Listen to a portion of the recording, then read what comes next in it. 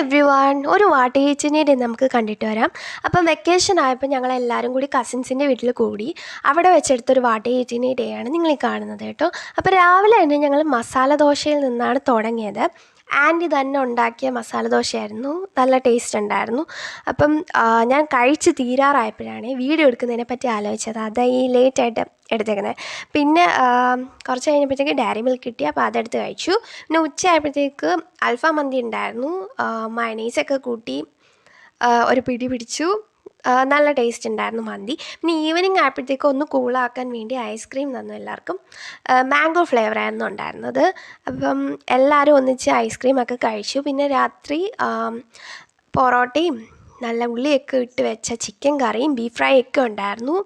അതൊക്കെ കഴിച്ചു. പിന്നെ ഗൈസ്, നിങ്ങൾക്ക് എൻ്റെ വീഡിയോ ഇഷ്ടമാകുകയാണെങ്കിൽ ഒന്ന് ലൈക്ക് ചെയ്യുക. പിന്നെ എൻ്റെ ചാനൽ കൂടി ഒന്ന് സബ്സ്ക്രൈബ് ചെയ്യുക.